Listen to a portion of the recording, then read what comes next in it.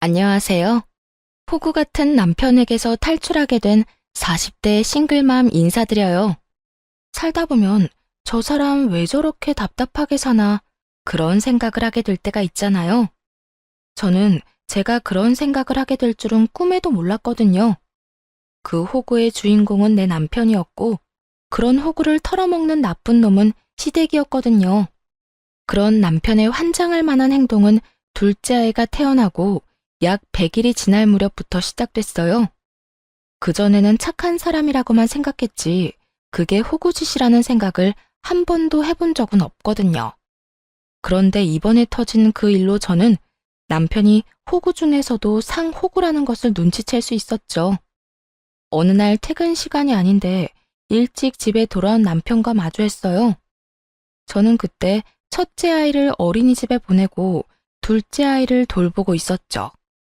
아직 100일밖에 되지 않은 아이라 부모의 손이 많이 필요했거든요. 그런데 남편이 일찍 오니 연차라도 썼나 보다 하고 가볍게 생각했어요. 그런데 그 뒤에 나온 남편의 말은 전혀 가볍지가 않더군요. 웬일이야? 오늘 일찍 왔네? 둘째 봐주려고 일찍 온 거야? 저는 장난스럽게 남편에게 물었고 남편은 이상한 표정으로 저를 보더군요. 그러더니 한숨을 푹 쉬고는 말하더라고요. 여보, 나 일 그만뒀어. 갑자기 그게 무슨 말이야? 일을 그만둔다니. 당신 일한 지 얼마나 됐다고 일을 그만둬? 애가 지금 둘이야. 거기다 하나는 100일밖에 안 되고. 내가 프리랜서로 일하긴 하지만 그거 가지고 택도 없다는 거 당신도 잘 알잖아. 혹시 회사에서 무슨 일 있었어? 그냥 좀 회사에서 일이 있었는데 권고사직 당했어. 제발 일 그만둬 달라고 하더라. 솔직히 내가 뭘 잘못한지도 모르겠고 나한테 컴플레인이 계속 온다는데 그것도 뭔지 모르겠어. 근데 원래부터 내가 그렇게 그 회사에 애정을 가지고 있었던 건 아니잖아. 여보, 그 문제가 아니야. 분명히 당신이 힘들면 그만둘 순 있어. 하지만 나한테 상의라도 했어야지. 지금 당장 돈도 없는데 당신까지 일 그만두면 우린 어떡하냐고. 괜찮아. 형이 연락해줬어. 자기 회사로 들어오래. 아주버님이? 저는 남편의 그 말에 기분이 확 안 좋아졌어요. 아주버님과 형님네는 저와 그렇게 좋은 관계는 아니었거든요. 그렇다고 눈에 띄게 자주 부딪히는 건 아니었지만 그렇다고 그 사람들이 남편에게 굉장히 잘하는 것도 아니었거든요. 게다가 저는 가까운 사이에는 도리어 이런 일 안 하는 게 낫다고 생각하는 사람이라 난색을 표할 수밖에 없었어요. 괜찮아. 형이 지금보다 훨씬 좋은 조건으로 고용해 주겠대. 그리고 엄마도 형 밑에서 일하면 더 나을 거라고 이야기해줬고, 당신만 허락하면 형 밑에서 일해보고 싶은데 어때? 미안한데 나는 정말 별로야. 당신도 알겠지만 아주버님 딸밖에 없다고 어머님이 매번 뭐라고 하시잖아. 그러면서 우리 애들은 두둔하니까 그거 눈치 보는 것만으로도 나는 버거워. 혹시라도 당신이 형 밑에서 일하다가 어머님 한마디에 서운해서 당신한테 해코지 할까봐 겁도 나고. 솔직히 나는 시댁도 아주버님도 가까이 하고 싶진 않다고.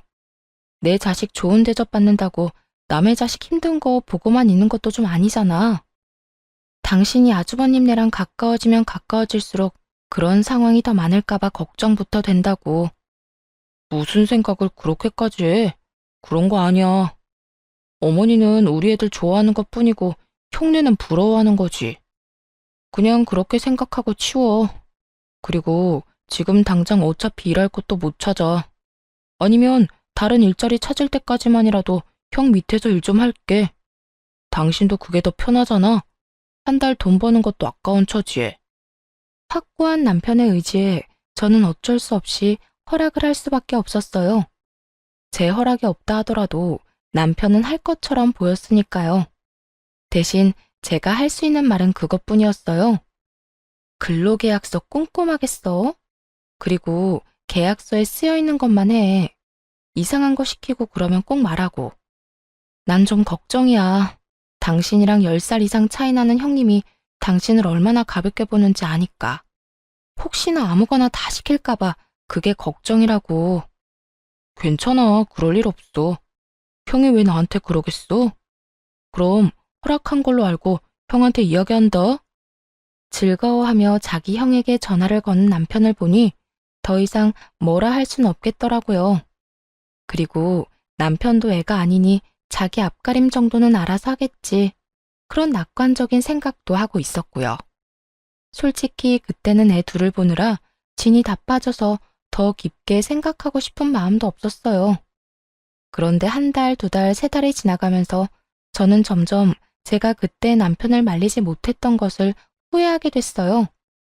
남편이 아주버님 밑에서 일하면서 하루가 멀다 하고 회식에 야근을 하는 거예요. 이전 직장에서보다 더 많이요. 그러니 오롯이 집안일과 육아는 제 몫이 되어야 했고요. 프리랜서라 남편이 월급만 꼬박꼬박 갖다 준다면 애 보고 집안일하는 거 그렇게 문제는 없었거든요. 그런데 남편은 그렇게 야근과 회식을 하는데도 야근 수당 한 번 받아온 적이 없었어요. 딱 월급만 받아왔죠. 그렇다고 그 월급이 많았냐? 그것도 아니었어요. 300만 원도 안 되는 월급을 주면서 부려먹기는 한개 끝까지 부려먹히고 있는 거였죠. 남편에게 이야기하려고 몇 날 며칠을 벼르고 있는데 일주일 동안 새벽녘이 다 되어서야 들어오더라고요. 그런데 문제는 제가 아니라 저희 아들이었어요. 아들이 저녁마다 아버지가 보고 싶어 베란다에서 아빠를 기다리는 것이 화근이 됐죠.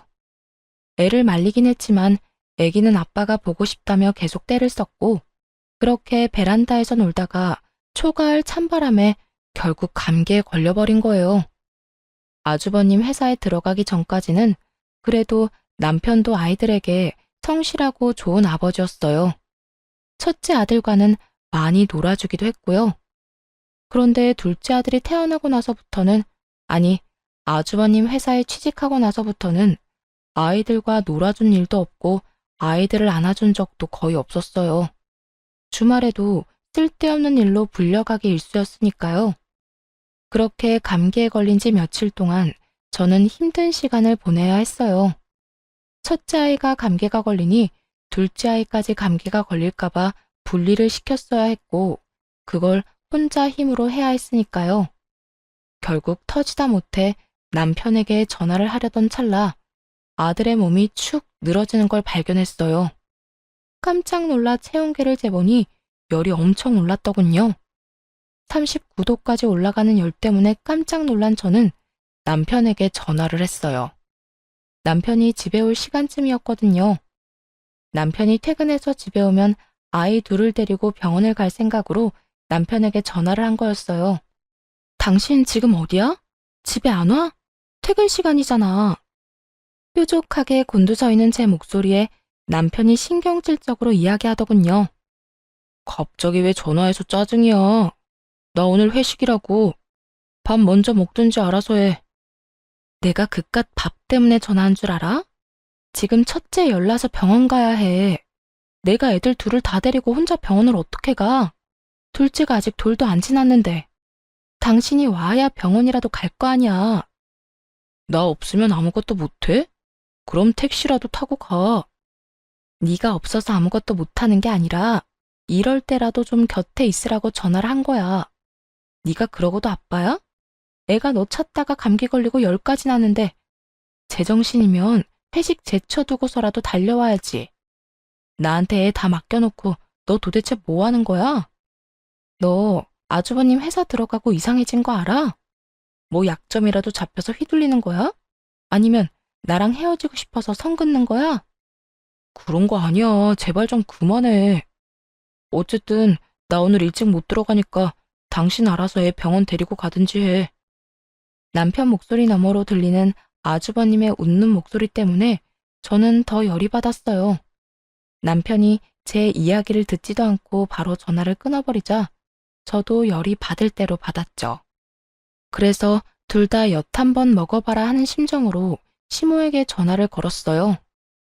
그래, 무슨 일이냐 갑자기. 애가 아프다고 하지 않았어? 네, 어머님.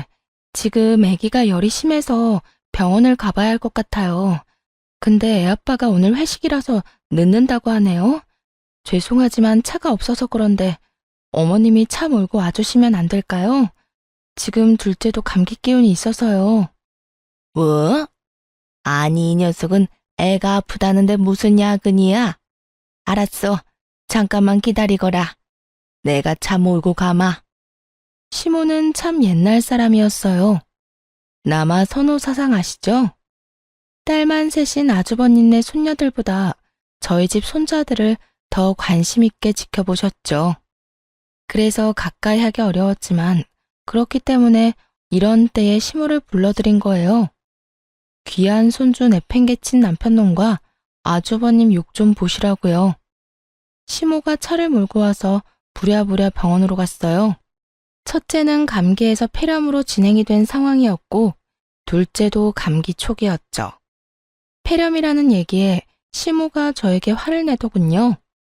너는 일하는 것도 아닌 게 도대체 집에서 뭐 하느라 애를 이 지경으로 방치를 시켜? 우리 귀한 손주들한테 무슨 일 생기면 어쩌려고 그래? 너 정말 정신 안 차릴 거니? 도대체 폐렴이 뭐야, 폐렴이? 어머님, 제가 열심히 하고 싶어도 할 수가 없는 게 현실이에요. 첫째가 왜 아픈지 말씀드릴까요? 첫째요. 아빠 보고 싶어서 베란다에서 아빠 기다리다가 초가을 날씨에 감기 걸린 거예요. 그런데 이 사람이 애가 그렇게 감기 걸린 걸 알고도 집에 들어오질 않고 매일 새벽에 들어오니 애기는 더 애 같아고 그러다 보니 폐렴으로 진행된 거고요. 이게 제가 막는다고 막아지는 일이에요? 애가 아빠 보고 싶다는 걸 그럼 어떻게 말릴까요? 그리고 저도 이제 마냥 애만 볼 수도 없어요. 남편 월급 300만 원도 안 되게 벌어오는데 지금 애들 독방 육아에 집안일까지 제가 다 해야 하고 생활비조차 제대로 나오지 않아서 저도 일해야 할 판이라고요. 그런데 더 열받는 건 이 와중에 회식을 자기 돈으로 하고 있더라고요. 남편 말로는 아주버님이 나중에 다 돌려준다고 얘기했는데 그 말만 벌써 2달째예요. 돈 돌려준 적 없고요. 제가 이렇게 살아서 뭐해요? 애는 아빠 기다리는데 아빠는 매일 회식에 야근이지. 야근 수당도 안 나와서 생활비는 매달 부족하지. 저 이번 달에 남편 얼굴 제대로 본 거 5일도 안 돼요. 어머님, 이런 식으로 일하는 게 맞나요? 아주버님 직장에 괜히 보낸 것 같아요. 애한테도 몹쓸 짓이고. 제 말에 시모가 깜짝 놀랐어요. 그런 상황이라고는 전혀 상상도 못하고 있던 것 같더군요. 노발대발한 시모가 당장 아주버님에게 전화를 걸더군요. 그리고는 당장 소아과 앞으로 오도록 이야기하더군요. 너 동생 데리고 쓸데없는 일 하고 다닐래? 무슨 야근이랑 회식이 이렇게 많아? 너 동생 그러려고 데리고 갔니? 엄마가 이야기했지? 동생 제대로 돌봐주라고. 너 때문에 빚 못 보고 살았어도 네 동생이고 우리 손주들 아빠야. 너 동생한테 잘해야 한다고 몇 번을 이야기했어? 이런 식으로 늦게까지 애 데리고 있지 마. 쓸데없는 일 가지고 우리 손주들이 아빠 보고 싶은데 아빠도 못 보게 하는 게 말이 돼. 그리고 월급은 왜 또 그렇게 적게 줘? 야근 시켰으면 수당도 맞게 챙겨줘야지. 동생을 무슨 하인처럼 부려먹어?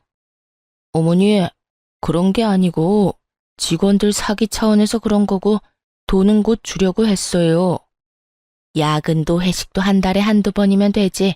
곧 주려고 했어가 아니라 지금 당장 줘. 내가 보는 앞에서. 그리고 한 번만 더 우리 손주들 안 좋은 소식 들리면 그때는 너라도 용서 못해. 알아들어? 따끔한 시모의 말 때문인지 그 뒤로 남편의 야근과 회식은 확연히 줄었어요. 그리고 돈도 제대로 받았죠. 그것만으로도 좀 숨통이 트이더군요. 그러나 그 뒤로 아주버님은 저를 눈의 가시처럼 여기기 시작했죠. 그리고 그건 형님도 마찬가지였어요. 형님은 아주버님과 결혼해서 딸만 셋을 낳았어요. 요즘 같은 시대에 딸이 더 좋다고 하고 저도 딸을 원했지만 이 시댁만큼은 다른 나라 이야기였죠. 아들을 낳지 못한 것이 죄인이 되는 곳이 바로 이곳이었으니까요. 남편이 시모에게 인정을 받지 못해도 저희가 그나마 시댁의 도움을 받으며 살 수 있던 것은 저희 두 아들 덕분이기도 했어요. 형님네가 아들이 없으니 자연스레 시모의 관심이 저희 아들들에게로 향했으니까요. 그런데 그 시모의 관심이 이런 무참한 일을 불러일으킬 줄은 저도 상상조차 못했어요. 제가 졸도할 만큼 충격적인 소리를 들은 건 둘째가 돌이 될 무렵이었어요. 그게 무슨 말이야? 우리 애들을 아주버님 집에 입양을 보내자고? 당신 미쳤어? 그게 왜 미칠 일이야? 형님네 딸밖에 없잖아. 그래서 어머니가 우리 애들 둘 중에 한 명을 형 아들로 보내자고 말씀하셨어. 벌써 오래전부터 어른들 사이에 이야기 나왔던 걸로 아는데? 아니, 그런 걸 왜 어른들이 결정하는 거야?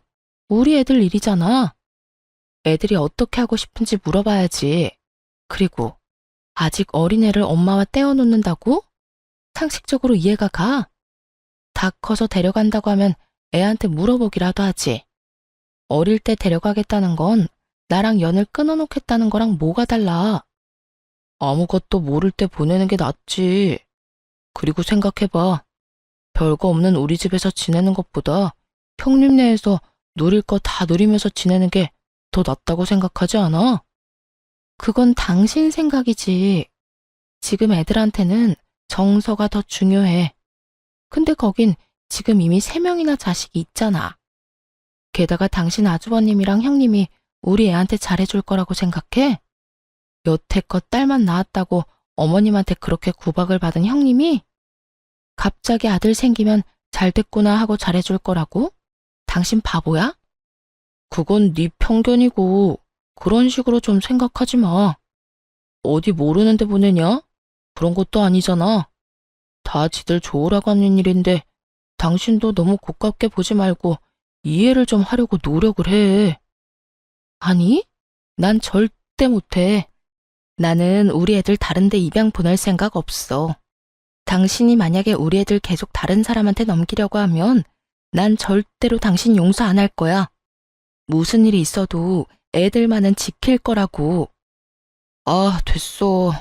됐으니까 그만 이야기해. 어차피 당신이 거절하든 말든 그렇게 될 일이야.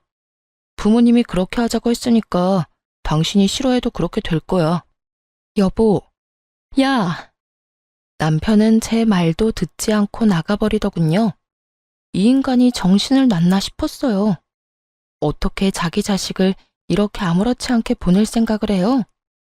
이미 애가 셋이나 있는 집에 저희 애를 보내자는 것도 마음에 안 들었고, 저희 아들에게 안 좋은 감정을 가지고 있는 형님네라는 것도 더 마음에 안 들었어요.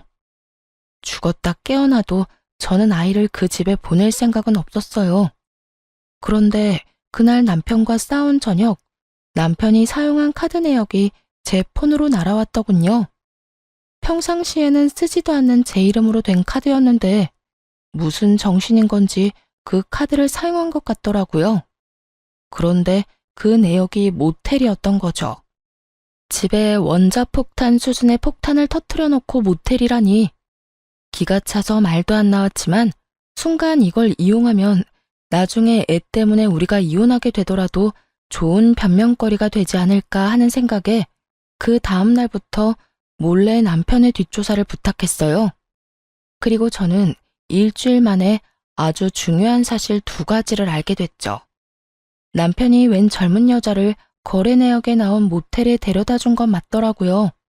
그런데 알고 보니 그 여자는 남편의 상간녀가 아니었어요. 조사한 사람들에 의하면 그곳에 나타난 사람은 다른 사람이고 그 사람이 같은 직장 사람이라고 했어요. 그 사람이 보여준 사진을 보고 충격을 받았어요. 그 사진 속 남자는 아주버님이었으니까요. 아주버님이 젊은 여자와 바람을 피고 있었고 더 조사를 해보니 그 여자와 아주버님 사이에 아들도 하나 있더군요. 저는 속으로 잘됐다 하고 외쳤어요. 저 남자아이가 아주버님의 아이라면 굳이 저희 애들을 데려갈 필요가 없으니까요. 그 애를 데려오면 저절로 모든 문제가 해결될 일이었죠. 그리고 며칠 지나지 않아 시모가 저희를 집으로 불렀어요. 남편이 아무 말 없이 자연스럽게 행동하는 걸 보니 아마 저희 애들을 아주버님의 호적에 올리는 일로 부르는 것 같더군요. 저는 마음을 단단히 먹었어요. 제가 앞으로 할 일이 형님네 집안을 풍비박산으로 만드는 한이 있더라도 제 아이들을 지키겠다고 다짐했으니까요. 자, 다들 왔으니 이야기해볼까 한다. 첫째야, 너희 집에 아들 들어설 일이 없어 보이니 둘째네 아들 둘 중에 하나를 데려가거라. 그리고 네 호적에 넣고 네 자처럼 키워. 이 아버지가 이룩한 거, 네 조부모님이 이렇게 만든 거 모두 장남 장손에게 물려줄 거다. 그런데 지금 대를 이을 아들을 네가 낳지 못하고 있으니 조상님 뵐 낯이 없어. 이렇게 시간 끌지 말고 아직 애들 어릴 때 너희들 자식으로 데려가서 열심히 키워. 그 이야기에 저보다 더 깜짝 놀란 사람이 형님이었어요. 미리 언지를 받았던 저와는 달리 그런 이야기를 들은 적도 없던 모양이더라고요. 형님이 비명 같은 소리를 지르며 말하더군요. 어머님, 그게 무슨 소리예요? 요즘 세상에 아들, 딸이 뭐가 그렇게 중요해요?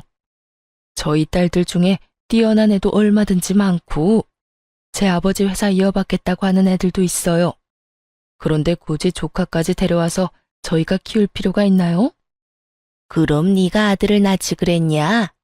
아들 하나 낳아주지도 않으면서 시집 가면 출가 외인 될 딸년들만 주렁주렁 낳아놓고 넌 도대체 무슨 배짱으로 그런 얘기를 하니? 옛날 같았으면 너는 둘째 낳고 이미 친정으로 돌아갔을 팔자야. 어머님, 그래도 이건 너무하세요. 남의 애를 키우라는 말을 어떻게 이렇게 쉽게 하세요? 저보다 더 발악하는 형님을 시모가 싸늘한 눈길로 바라보더군요. 시모 눈에 형님은 죄인이나 다름없었으니 어쩔 수 없었어요. 형님이 무슨 말을 해도 듣지 않을 게 뻔했어요. 어머님, 제가 드릴 말씀이 있어요. 아주버님한테 아들이 없다는 이유로 지금 저희 애들 아주버님 아들로 입양시키겠다는 거잖아요. 그렇게 안 하셔도 될 것 같은데요. 그게 무슨 말이냐? 첫째는 딸만 셋이야. 딸한테 다 물려주자는 말이야? 대 끊기게 하고. 아니요, 그게 아니라 사실 얼마 전에 저희 남편이 제 카드로 모텔을 간 적이 있더라고요. 그래서 남편이 바람이라도 났나 싶어서 조사를 했더니 남편이 바람난 게 아니라 다른 사람이 바람이 났더라고요. 그 바람난 사람이 아주버님이었고요. 그런데 아주버님이랑 상간녀 사이에 아들이 하나 있더라고요. 아주버님이랑 무척 친해 보이던데. 그 아이 아주버님네 아들 맞죠? 뭐라고? 죄수씨, 동서, 도대체 무슨 말을 하는 거야? 제 말에 집안이 한바탕 뒤집어졌어요. 형님은 제게 무슨 소리 하느냐며 말도 안 되는 소리 하지 말라며 소리를 질렀고 아주버님은 저를 째려보기만 하더군요. 그런 아주버님을 보며 말했어요. 어머님, 저는 저희 애들 아주버님네 보낼 생각 절대 없어요. 그러니까 그 아들 데리고 와서 손수 삼는 게 어떨까 싶네요. 아주버님 아들이기도 하고. 재수씨, 지금 뭐 하는 거예요? 어떻게 내 뒷조사를 할 수가 있어? 그러는 재수씨는 털어서 먼지 하나 안 나올 것 같아? 나도 당신 뒷조사 한번 해볼까? 뒷조사 하시든 말든 상관없는데 저는 제 아이 지키기 위해서라면 뭐든지 합니다. 그리고 뭐라도 이용해야죠. 어차피 데려가서 곱게 키울 것도 아니면서.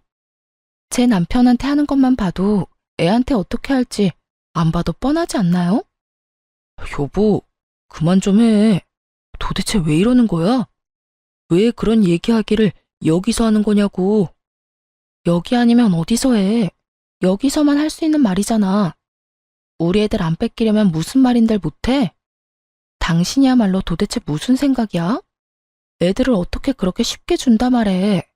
애는 너 혼자 낳았어? 야, 안 되겠다. 너 재수씨랑 이혼해. 어떻게 사람이 사리분별도 못하고 집에 논란만 일으키는지 모르겠네.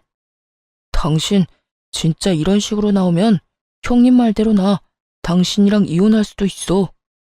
이혼? 나야말로 원한다, 이 정신 나간 놈아. 당신이랑 결혼 생활 유지해봤자 내 새끼 남의 집에 뺏기는 거밖에 더 있어? 나는 내 새끼 절대로 뺏길 생각 없어. 우리 이혼하더라도 친권 양육권은 내가 다 가져갈 거야. 그건 당신도 못 막아. 왜 내가 못 막아? 내가 아빠인데. 내가 원하면 애들 다 내가 데려올 수도 있어. 결국 애 입양과 관련된 주제는 변질되어 저희 부부 이혼 이야기로 확대되어 버렸어요. 그러자 시모가 소리를 지르더군요. 다들 조용히 하거라. 왜 갑자기 이런 이야기가 나온 거니? 그리고 왜 갑자기 첫째네 이야기까지 나온 거야? 그런 방법을 찾을 만큼 제가 절박하다는 뜻이에요. 저는 아무리 어머님 뜻이라도 애들 못 줘요. 그렇게 싫어? 이혼을 하고 싶을 정도로? 그런데 나도 우리 손주들은 포기 못한다. 이혼하고 싶으면 하렴. 나는 절대로 애들 친권이랑 양육권은 너한테 넘길 생각 없으니까. 그리고 첫째, 넌 네 상간녀랑 애 데리고 한번 집에 와라. 내가 보고 결정할 테니까. 제 이혼에 남편보다 시모가 더 큰 산이 되었지만 저는 크게 후회는 안 했어요. 제가 숨겨둔 비장의 수가 있었으니까요. 그렇게 저와 남편의 이혼 소송이 진행됐어요. 그리고 제 예상대로 시모는 아이들의 친권과 양육권을 가져오기 위해 기를 쓰고 소송에 임하더군요. 저도 질 생각은 없었어요. 시부모님은 저희 아이들을 아주버님 집에서 부유하게 키울 수 있다고 설득하려 애쓰더군요. 자칫 잘못하면 능력도 없는 제가 애들 친권을 뺏길 수도 있었죠. 하지만 저희 집 거실에서 녹화된 동영상에 순식간에 그 설득은 묵살되고 말았어요. 야, 저리 안 떨어져? 내가 왜 너희를 돌봐야 해? 어머님도 너무하시지. 어떻게 얘네들을 나한테 맡겨? 오지 말라고. 형님이 다가오는 저희 첫째에게 소리를 지르며 가까이 다가오지 못하게 하는 장면이 찍혀 있었거든요. 내 자식들은 귀여움도 못 받는데 이 조그만한 게 남자라는 이유 하나만으로 우리 애들한테 갈 관심을 다 가져가잖아. 진짜 재수 없는 것들. 생긴 것도 지들 엄마랑 닮은 탓에 더 재수가 없어. 나중에 어머님 재산 얘들한테 다 물려준다고 하기 전에 아들 하나 낳아야 되는데 왜 소식이 없어? 진짜 짜증나 죽겠네. 야, 오지 말라고 했지? 이것들이 벌써부터 말도 안 들어 처먹고 난리야. 저번 시부 생일에 우리 집에 모였던 날의 영상이었어요. 저와 형님, 시모 이렇게 셋이 모여서 시부 생일상을 준비하고 있었는데 그 중간에 제가 모자란 물건을 사러 가야 했죠. 그리고 제가 나간 사이에 시모도 잠깐 형님에게 아이들을 맡기고 나가 모양이었고요. 제가 돌아왔을 때는 아무 일 없어 보였는데 그날따라 잠들지 못하고 칭얼거리는 애들 때문에 영상을 돌려봤던 거예요. 그리고 이걸 찾아냈고요. 그 영상을 보는 동안 시부모는 부들부들 떨고 형님은 얼굴이 새파랗게 질렸더군요. 어머님, 이게 무슨 일이냐면요. 제가 다 설명할 수 있어요. 그냥 애가 너무 가까이 붙는 바람에 다칠까봐. 그만. 네 말 따위 듣고 싶지도 않다. 내가 손주를 얼마나 귀해하는지 알면서도 저딴 짓을 해? 그리고 이 이혼 소송하면서 나는 애를 너희들이 키울 거라고 이미 말해놨어. 이걸 안 봤으면 내 손주들이 너한테 핍박받으면서 괴롭게 크는 꼴만 봤겠구나. 이제 아시겠죠? 시댁 어르신 두 분은 연세 때문에 안 될 거고 형님네는 우리 애들 잘 키울 수 없는 환경이고 그리고 저 사람은 자기 자식을 다른 집으로 입양 보내자고 하는 놈이니 양육자가 될 수 없죠. 그러니 잘 아셨으면 이 정도에서 물러서시는 게 어때요? 저희 애들 말고 데려온 애 있잖아요. 아주버님네 아들. 차라리 그 애를 자식으로 들이세요. 저희 애들 불쌍하게 만들 생각 마시고. 그 애는 자식으로 들이려니 자기도 같이 이 집에 들어오는 게 아니면 싫다는구나. 내가 첫째 며느리 생각해서 여태까지 그 애 들이는 거 그다지 좋게 생각하지는 않았는데 오늘 이 영상을 보니 생각이 좀 달라지네. 시모의 차가운 눈빛이 형님을 훑고 지나갔고 형님의 얼굴이 차갑게 굳었어요. 어머님, 아니죠? 설마 그 여자 진짜로 이 집에 앉힐 생각이세요? 내가 왜 못하니? 너희 이혼시키면 그 여자도 이 집에 들어올 자격은 충분하지. 내가 가만 보니 자식은 제 어미가 키워야겠더구나. 어린 것 핍박하는 널 보니 그런 생각이 더 들어. 결국 시모 눈밖에 난 형님이 눈물을 주룩주룩 흘리며 시모에게 안 된다고 소리를 지르더군요. 그렇게 저의 이혼은 양육권, 친권 모두 제가 가져온 것으로 마무리가 됐어요. 저는 아이들을 데리고 분할된 재산과 위자료를 받고 친정으로 돌아가기로 했어요. 그런데 편안해진 건 저뿐이었더라고요. 시댁은 여전히 난리가 난 상황이었죠. 저번에 저희 부부 이혼 소송 도중에 시모가 아주버님과 형님에게 이혼을 하라고 한 것 때문인지 상간녀가 아주버님 집을 자기 집처럼 들어왔거든요. 미래의 시어머니가 그러라고 했다면서요. 그런데 그렇게 밀고 들어온 날 형님도 무슨 생각인지 시모에게 상간녀의 아들에 대해 친자 검사를 해보라고 했다는 거예요. 철두철미한 시모도 그 말에 일리가 있다 싶었겠죠. 처음에야 장남에게 장손이 생겼다는 말을 듣고 반색하며 반가웠을지 몰라도 남의 씨를 데려온 거면 끝나는 거잖아요. 그렇게 검사를 맡겼는데 결과가 나온 날이 공교롭게도 시모가 저희 아들들과 마지막으로 얼굴 보며 인사하고 싶다고 했던 날이었던 거죠. 그 덕분에 저는 그 집안에 든 망조를 고스란히 목격했고요. 글쎄 검사 결과가 친자 불일치로 떴어요. 아주버님의 아들이 아닌 거죠. 그 일로 기세등등해진 건 형님이었어요. 어머님, 보셨죠?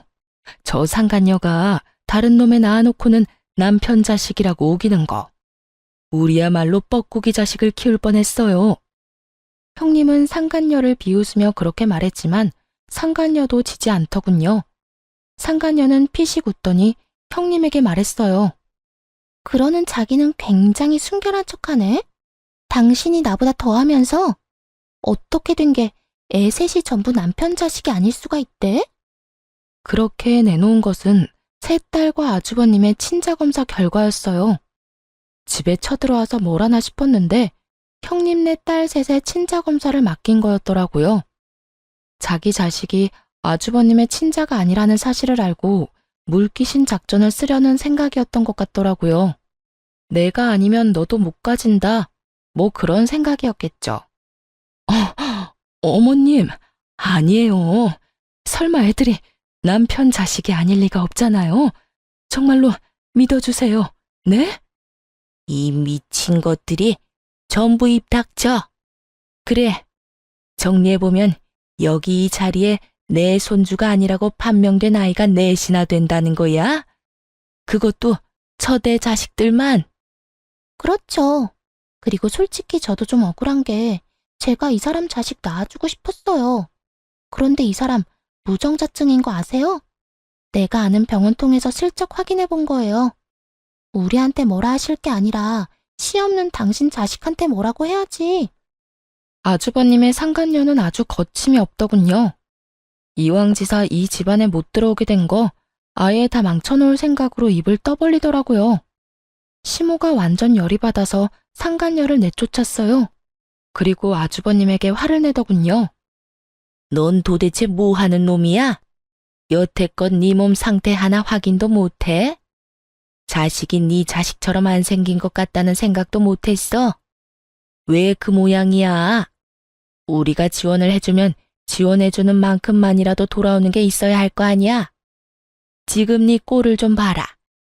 마누라도 심지어 네 애인마저도 너를 호구로 삼았잖아. 어머니, 제가 당하고 싶어서 당했어요? 쥐들이 속이려고 하는데 제가 어떻게 안 속아요? 너 당장 병원 가서 진짜로 네가 무정자증인지 알아와. 지금 당장. 그리고 첫째 며느리 너. 아니지. 이제는 며느리도 아니지. 네 년도 당장 내 눈앞에서 꺼져. 네 새끼들 내 눈앞에 보이기만 해. 시모의 서슬퍼런 노성에 형님도 후다닥 도망갔고 아주버님도 사라졌죠. 저는 태풍같이 지나간 시댁 거실에서 전 남편과 조용히 앉아 있었어요.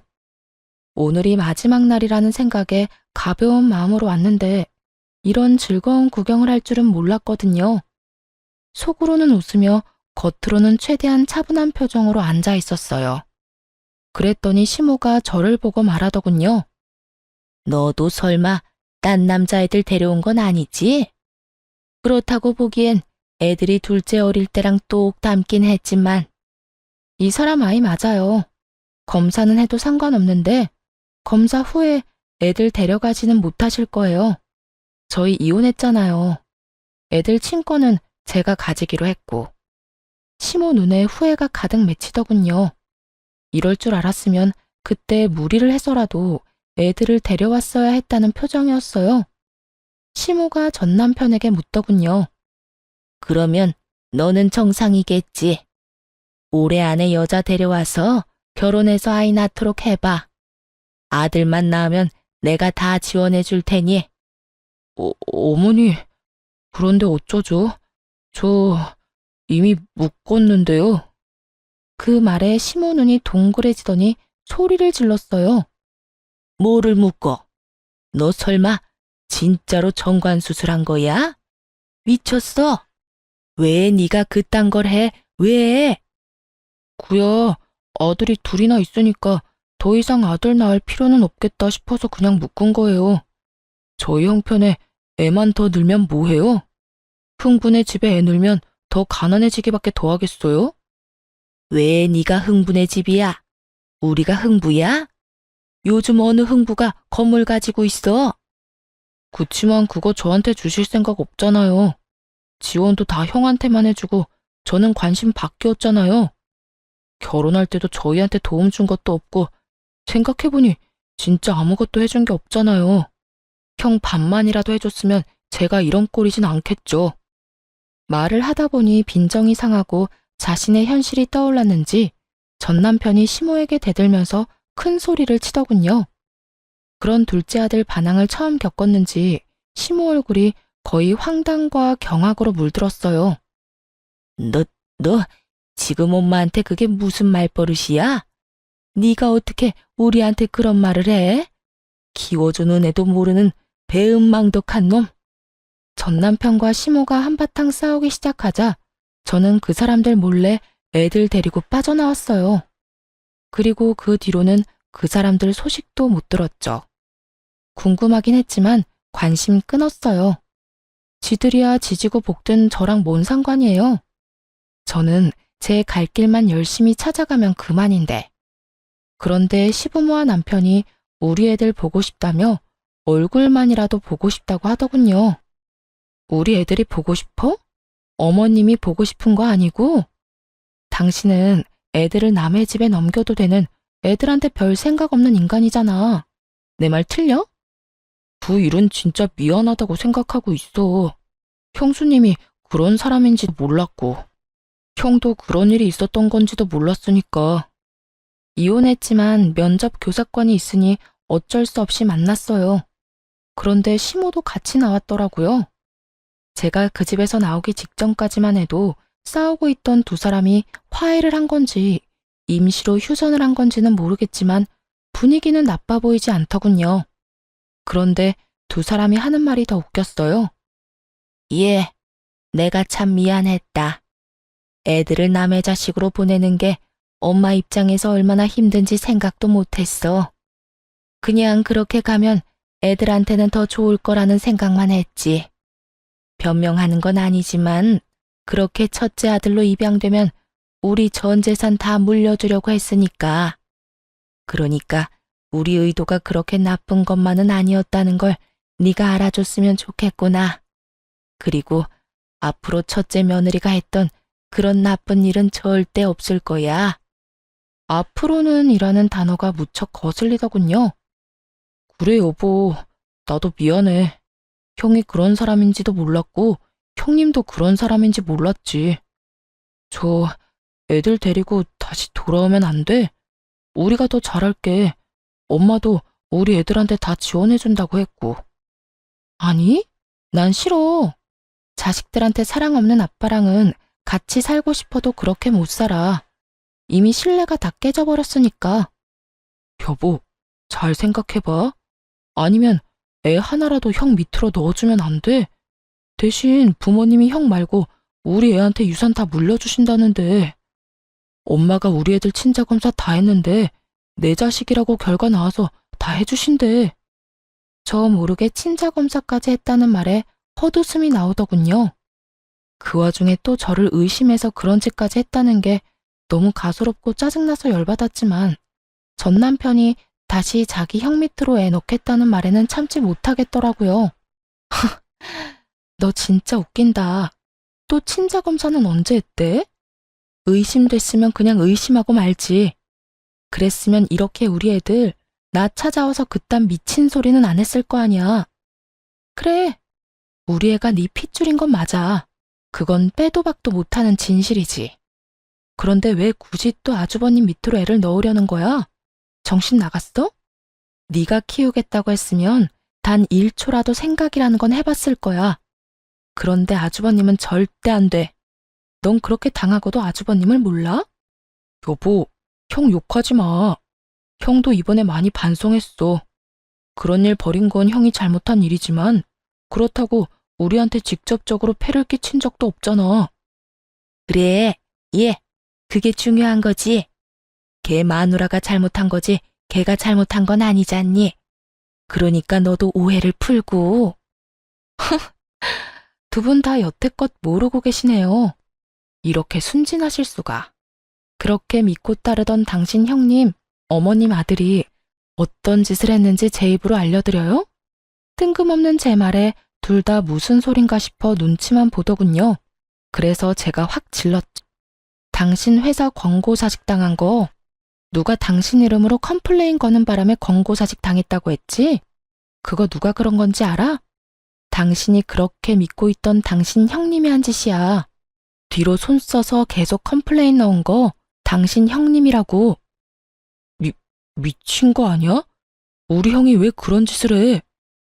그래, 아들이 그런 일에서 뭘 얻는다고 그런 짓을 하니? 분명 네가 잘못 알고 있는 걸 거야. 네가 과대망상인 거지. 그럼 확인 한번 해보실래요? 저는 그 자리에서 폰을 꺼내 아직까지 저장되어 있던 아주버님 전화번호로 전화를 걸었어요. 무슨 일로 전화했습니까? 우리 사이에 전화 같은 거 할 일은 없을 텐데. 한 가지 너무 궁금한 게 있어서 전화했죠.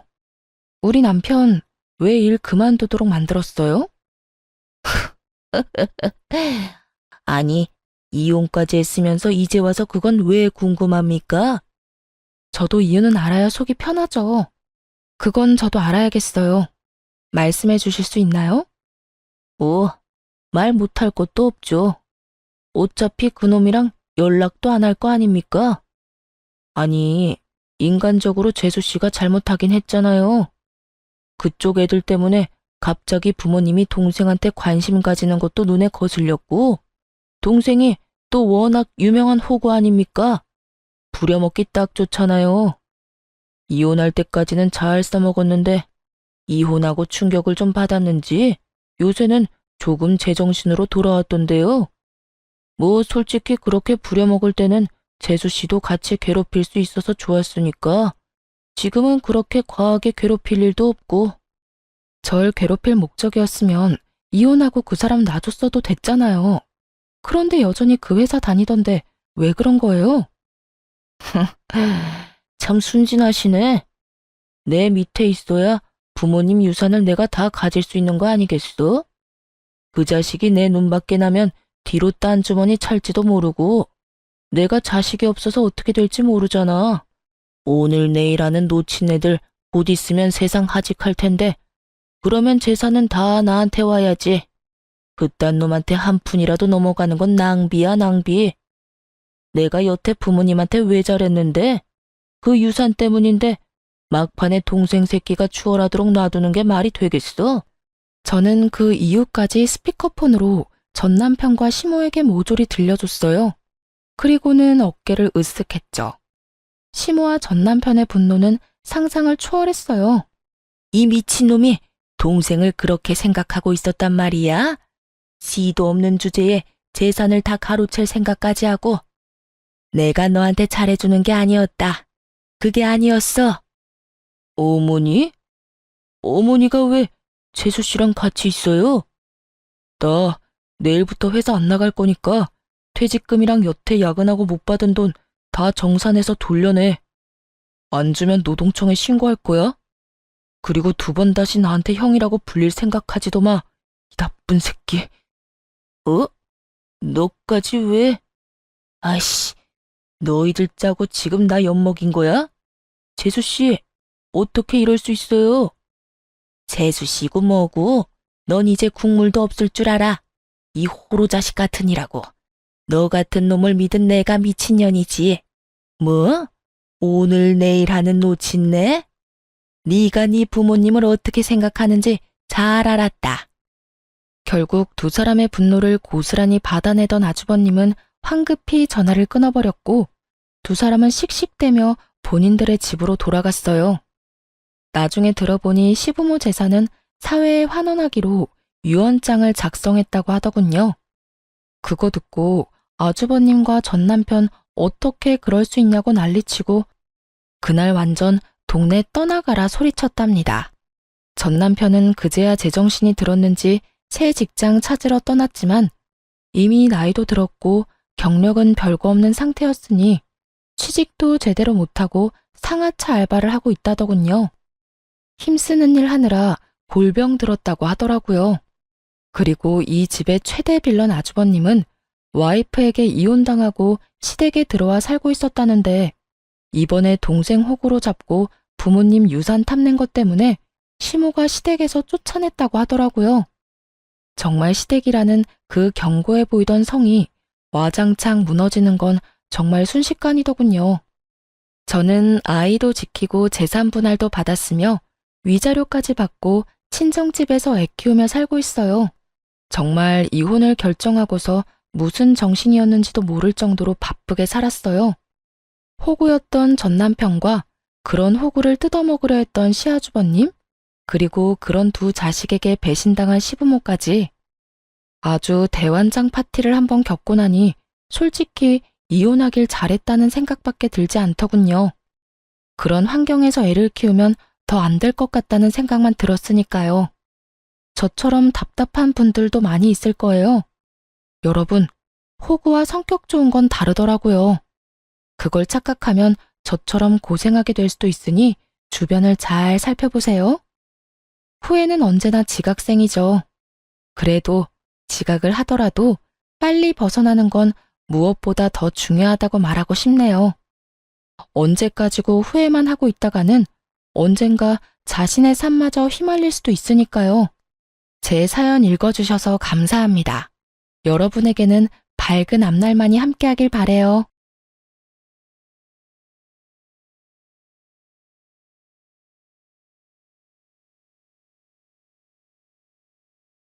안녕하세요.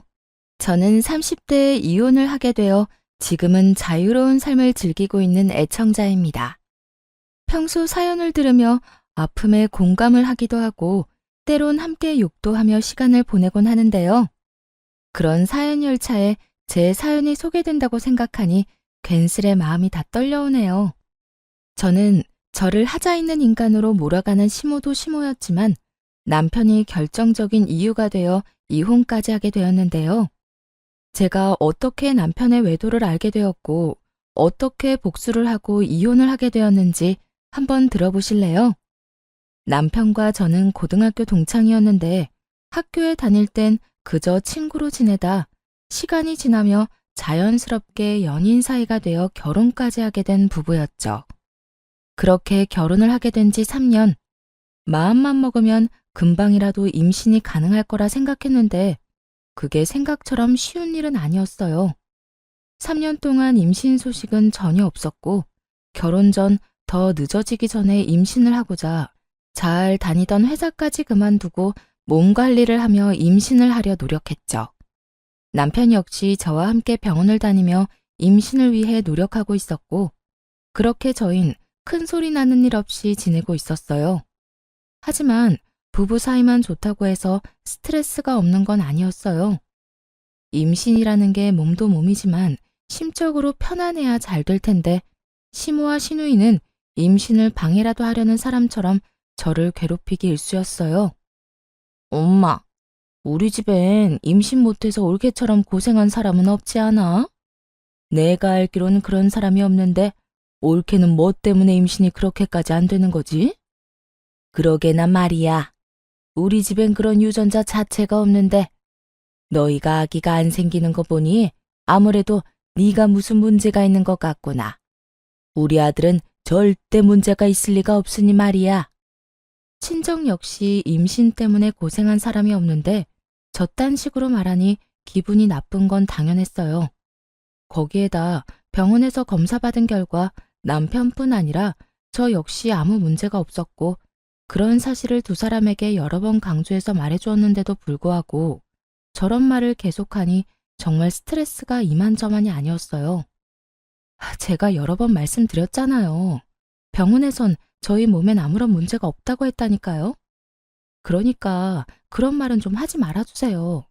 저도 그런 말 들을 때마다 정말 스트레스가 이만저만이 아니라고요. 그런데 왜 그렇게까지 임신 안 되니? 혹시 병원이 이상한 거 아니니? 그 병원에서 검사를 잘못한 게 틀림없다. 암? 너희 더 늦기 전에 병원을 옮겨봐. 괜히 돌팔이 병원에서 돈이랑 시간 낭비하지 말고. 그래, 옳게. 엄마 말 무시하지 말고 새겨들어. 내 생각에도 그 병원 돌팔이 같으니까 말이야. 두 사람은 꼭 저에게 문제가 있기라도 바라는 사람들처럼 몰아갔고 더는 설명하고 이해시키는 것도 입이 아파 포기를 해버렸죠. 그런데 그것이 끝이 아니었어요. 시누이는 제가 임신 준비를 위해 집에서 쉬기 시작하자 제가 무슨 시댁 전용 종이라도 되는 양 저를 부려먹으려고 안달이 났더라고요. 시집을 가지 않았던 시누이는 독립도 하지 않고 여전히 시댁에 살고 있었는데 나이 차이는 고작 1살밖에 나지 않는데 하는 짓은 시모 저리 가라였어요. 어찌나 표독스럽게도 저를 부려먹으려 안달인지 있던 애도 떨어질 판국이었죠. 옳게. 지금 우리 집으로 빨리 좀 와봐. 얼른. 지금 당장? 정말 너무 급해서 그래. 처음엔 이런 연락을 받고 정말 큰일이라도 난 것이라 생각해 헐레벌떡 시댁으로 뛰어갔었어요. 하지만 막상 가보면 청소나 식사 등 급한 것이 아닌 직접 하기 귀찮은 일을 시켜댔고 뻔뻔하게도 그런 잡일이 너무 급해 불렀다며 웃어대는 시누이를 보며 더는 참고 넘길 일은 아니다 싶더라고요. 제가 시댁 잡일을 해주려고 회사까지 그만둔 것이 아니었으니까요. 그렇게 마음을 고쳐먹은 이후 전 시누이의 연락을 아예 무시해버리거나 연락을 받는 날엔 아예 못 간다고 못을 박아버렸습니다. 그리고 그날은 시누이와 큰 소리가 오간 날이었어요. 그날 역시 시누이에게 연락이 왔고 또 급한 일이 있다며 시댁으로 오라고 하더라고요. 무시하는 것도 하루 이틀이고 바쁘다고 하는 것도 한두 번이지. 더는 이런 식으로 상황을 외면하는 것도 아니란 생각이 들더군요. 아예 이 싹을 뽑아버려야 한다는 생각이 들었어요. 그래서 전 좀 더 단호하게 제 생각을 말하기로 했죠. 옳게. 요즘 왜 이렇게 연락이 안 돼? 무슨 일 있어? 무슨 일 있는 건 아닌데 왜 그러세요? 왜 그러긴. 우리 집에 좀 오라고 전화했지. 집에 급한 일이 있어서 그러는데 지금 좀 빨리 와. 알겠지? 형님, 저도 바빠서 못 가요. 뭐라고? 옳게 지금 뭐라고 그랬니? 지금 못 온다고 한 것 같은데 내가 제대로 들은 게 맞아? 요즘 따라 도대체 왜 이래? 내가 급한 일이 있다니까. 그래도 못 온다고 한 거 맞아? 네, 제대로 들었네요. 형님, 말이 나왔으니까 하는 말인데 제가 회사를 쉬고 있다고 해도 저도 사생활이 있는데 어떻게 형님이 부를 때만 기다리고 있겠어요? 저도 오늘은 바빠서 못 가니까 급한 일은 알아서 해결하세요. 신우이는 못 간다는 제 말에 화가 났는지 막말을 하기 시작하더라고요. 아니, 평소 신우이의 개념이 얼마나 수준 이하인지를 적나라하게 나타내는 말들을 서슴없이 해대고 있었죠. 옳게. 진짜 이런 식으로 나올 거야? 집에서 내 동생 돈이나 쓰면서 노는 주제에 바쁘긴 뭐가 바빠? 그냥 시댁 오기 싫어서 거짓말하는 거 누가 모를 줄 알아? 그리고 시댁 식구가 오라고 하면 오고 가라고 하면 가는 게 며느리로서 당연히 해야 하는 도리인 거 몰라? 이런 말까지 듣고 나니 저만 웃는 얼굴로 대할 필요는 없다는 생각이 들더라고요. 거짓말은 형님이 먼저 했죠. 바쁘다고 그날리를 피워서 급하게 가보면 청소해라, 밥해라 등등. 그리고 형님, 같은 여자로서 그런 식으로 하고 싶으세요? 며느리로서 도리 중엔 그런 건 듣도 보도 못했네요, 저는. 제발 적당히 좀 하세요. 저요, 임신하려고 회사 그만둔 거지. 그런 일이나 하려고 회사 그만둔 거 아니라고요. 그러니까 앞으로 급하다는 핑계 대면서 저 시댁으로 부르지 마세요. 저는 그대로 전화를 끊어버렸고 내심 이렇게까지 싫은 티를 내고 이렇게까지 말하면 더는 저를 괴롭힐 일이 없을 거라 생각했죠. 하지만 신우이는 더 날뛰기 시작하더라고요. 그날 이후 저를 부르는 대신 저희 집으로 찾아와 집을 엉망으로 만들고 간다거나 이상한 트집을 잡아대더군요. 그래서 제가 집으로도 못 오게 했더니 시모를 앞세우기 시작하더라고요. 그날은 신우이뿐 아니라 시모까지 함께 집으로 온 날이었는데 마침 장봐놓은 것이 없어 마땅히 먹을 것이 없는 상태였죠. 자연스럽게 냉장고부터 열어보던 시모와 신우이는 텅 빈 냉장고를 보고 작정한 듯 잔소리를 하기 시작했어요. 넌 집에서 쉬는 애가 이게 뭐니 이게? 너희 집에서 밥은 해먹고 사니? 나가서 뼈 빠지게 일하는 우리 아들 끼니는 제때 해주는 거 맞아? 그러니까 옳게 이건 아니지. 어떻게 냉장고에 죄다 풀떼기에다가 마실 거 반찬 몇 개밖에 없어? 우리 아들은 고기 좋아하는데 고기 같은 건 없어. 고기는 떨어지는 일 없이 늘 넉넉히 사다 놓거라. 우리 아들이 먹고 싶으면 언제든 먹을 수 있게 말이야. 시모와 신우이는 사이좋게 말을 주고받으며 저에게 잔소리를 해대고 있었고 저는 입을 떼서 무얼 하나 싶은 마음에 아무 말도 하지 않고 있었어요. 제가 무엇라 한다고 한들 제 말을 들을 사람들도 아니고 괜히 잘못 대답을 했다가 그렇지 않아도 긴 잔소리가 더욱 길어질 거라 확신했기 때문이죠.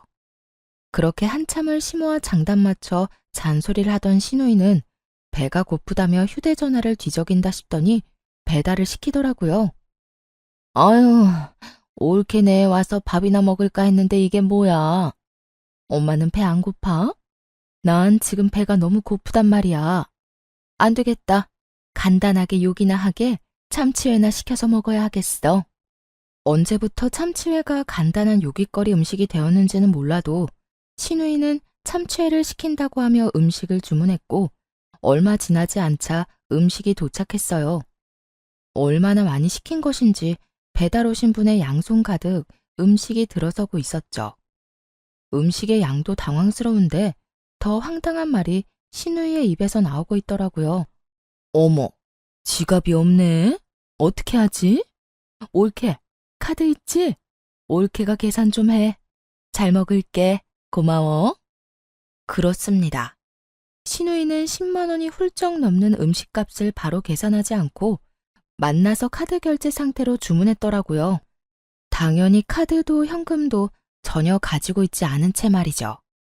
제가 초대한 사람이라면 당연하게 제가 계산하는 것이 맞겠지만 제가 초대한 적도 없고 입에 들어가는 밥 한 톨도 다시 빼앗고 싶을 만큼 얄미운 시모와 신우이를 위해 그런 돈을 갑자기 쓰게 되니 너무 짜증이 나더군요. 그렇다고 해서 계산을 하지 않을 수 있는 상황도 아니었고 저는 하는 수 없이 계산을 하게 되었죠. 그것이 끝이 아니었어요. 정작 계산한 사람은 저인데 회는 저에게 한 점 먹어보라는 말도 없이 자신들의 앞접시에 다 옮겨 담아버린 후였고, 함께 시킨 사이드 메뉴들은 일부러 다 헤집어 놓은 뒤라 손도 대고 싶지 않았어요. 어머, 올케는 왜 안 먹어? 설마 우리가 먼저 먹었다고 기분 상해서 안 먹는 거야? 에이, 설마. 아가, 너 우리 딸 말이 사실이야? 우리가 음식에 젓가락질 좀 했다고 기분 나쁜 거야? 아니면 더럽니? 그냥 입맛이 좀 없네요. 두 분이서 맛있게 드세요. 애초에 제 몫은 없는 것 같기도 하고요. 두 사람의 고의성이 다분한 치사하고도 어이없는 행동을 보며 따지기는커녕 말도 섞고 싶지 않더라고요. 그래서 전 대충 대답을 던져주곤 소파에 앉아 애써 두 사람에게 신경을 쓰지 않으려고 노력했어요. 그렇게 집안도 제 마음도 다 헤집어 놓은 두 사람이 돌아가고 난 후 저는 이딴 인간들 뒷바라지나 하려고 결혼을 했나 하는 회의감마저 들었고 두 사람이 어질러 놓은 그 어떤 것도 치우지 않은 채 멍하니 앉아있으니 남편이 들어오더군요. 뭐야? 집이 왜 이래? 엉망이 된 집을 본 남편이 화들짝 놀라며 저에게 물었고 너무 어이없는 상황에 화조차 나지 않았던 전 아무 감정도 없는 목소리로 남편에게 말해주었죠. 오늘 형님이랑 어머님 다녀갔어. 식탁 위에 음식물이랑 쓰레기는 형님이랑 어머님이 먹고 치우지도 않은 거고. 나머지 집안 꼴도 두 사람이 다 헤집어 놓고 간 거야. 뭐? 우리 엄마랑 누나가? 심지어 오늘이 처음도 아니야. 형님은 자주 왔고 어머님은 형님만큼은 아니지만 가끔 형님이랑 올 때마다 이런 식이었어. 그래서 하는 말인데 당신이 해결 좀 해. 뭐? 내가? 나보고 어떻게 하라고. 전화를 하든 만나서 이야기를 하든 당신이 해결 좀 해. 난 더는 이런 식으로는 못 살 것 같아. 내가 당신을 사랑해서 결혼한 거지 이런 꼴이나 당하려고 결혼한 건 아니잖아. 이게 뭐야. 시댁 전용 하녀도 아니고. 퍽 하면 사람 불러서 부려먹는 것도 모자라서 그마저도 상황이 여의치 않으니까 연락도 없이 남의 집에 들이닥쳐서 사람 괴롭히는데 내가 언제까지 참고 살 수는 없지 않겠어? 그러니까 당신이 알아서 해결해. 남편은 언성을 높이지도 화를 내는 투도 아닌 저를 보며 상황이 더욱 좋지 않음을 느낀 것 같더라고요. 저를 대신에 큰 소리를 내며 휴대전화를 들고 밖으로 나가버렸으니 말이에요. 뭐? 심지어 이번이 처음도 아니란 말이야? 아, 정말 두 사람 다 왜 그러는 거야? 있어봐. 내가 통화 좀 하고 올 테니까 말이야. 이렇게 큰 소리를 치며 남편은 나가버렸고 저렇게까지 화를 내며 나갔으니 다 해결하고 돌아올 거라 생각했어요. 하지만 이런 제 기대와는 달리 통화를 끝내고 집으로 돌아온 남편은 들어오자마자 휴대전화를 내려놓으며 오히려 저에게 짜증을 내기 시작하더라고요. 당신, 내가 방금 누나하고 통화했는데 당신이 먼저 우리 누나 연락은 다 무시했다며? 우리 집으로 오라고 해도 바쁘다고 하고 끊어버리고 누나 말로는 당신이 먼저 말을 기분 나쁘게 했다고 하던데 그게 사실이야? 신우이는 사건의 시작이 어떻게 된 것인지는 쏙 빼먹고 딱 제가 본인에게 한 말과 행동만을 남편에게 전달했더라고요. 잘못은 시모와 신우이가 한 것인데 남편에게 짜증을 내는 것은 아니란 생각에 지금껏 참아왔는데 남편이 그 성의 없는 말투에 참아왔던 화가 끌어넘치더군요. 형님이 그래?